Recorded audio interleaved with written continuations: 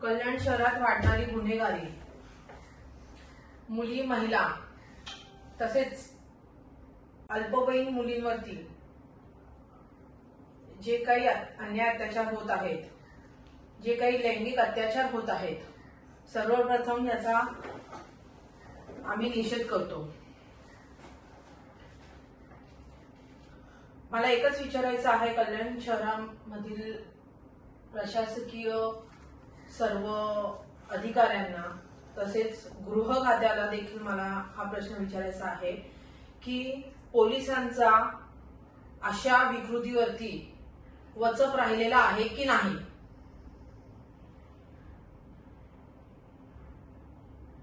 13 वर्षाची मुलगी दुकानामध्ये खाऊ आणण्याकरता जाते, त्या मुलीला विशाल गवळी नामक व्यक्ती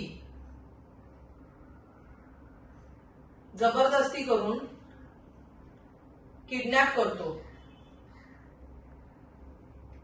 त्या मुलीवरती लैंगिक अत्याचार करतो, विनयभंग किंवा लैंगिक अत्याचार। आता लैंगिक अत्याचार बोलल्यावरती रेप जिहाद पण बोलू शकतो आपण या गोष्टीला घेऊन, परंतु ज्या पद्धतीने त्या मुलीची निगृण हत्या केलेली आहे हे काळीमा ठोकणारी बाब आहे। मागील काही महिन्यापूर्वीच विशाल गवळी या व्यक्तीने विनयभंग केलेला होता आणि त्या व्यक्तीचा जर का रेकॉर्ड काढला तर त्यांनी सातत्याने 5 ते 6 वेळेला मुलींचा विनयभंग केलेला आहे। मला पोलीस प्रशासनाला एकच विचारायचं आहे की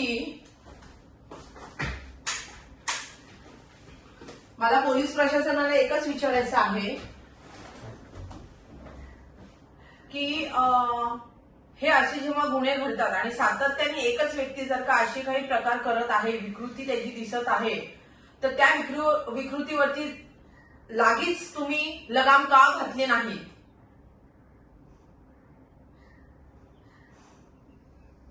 या केसच्या संदर्भामध्ये जो तपास होता, म्हणजे सप्टेंबरमध्ये पण त्यांनी विनयभंग केलेला होता दुसऱ्या मुलीबरोबर,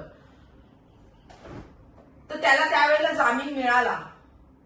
मला संबंधित न्यायाधीशांना किंवा न्यायालयास देखील हा प्रश्न करायचा आहे की तो जो पोलीस प्रशासनाने पोलीस तपासामध्ये जे आयोग होते ते आयोगाने काय रिपोर्ट सादर केलेला आहे की आपल्याला न्यायाधीशांना त्याला जामीन देण्यासाठी, म्हणजे जामीन दिला न्यायाधीशांनी। पोलीस तपासामध्ये जो आयोगाने रिपोर्ट बनवलेला होता, आता आयोग कोण आहेत ही सुद्धा आम्ही माहिती काढणार आहोत। म्हणजे एक व्यक्ती 5 वेळा विनयभंग करतो वेगवेगळ्या मुलींबरोबर किंवा एकाच मुलीबरोबर, व्हॉट एव्हर जे पण काही असेल ती माहिती तर संबंधित गोष्टीशी आम्ही काढणारच आहोत। परंतु जर का हे रिपोर्ट जर का तुम्ही एकदम हलगर्जीपणाने तुम्ही न्यायालयासमोर सादर करत असाल तर ह्याच्यामध्ये तुम्ही न्यायाधीशांना किंवा न्यायालयास देखील फसवत आहात।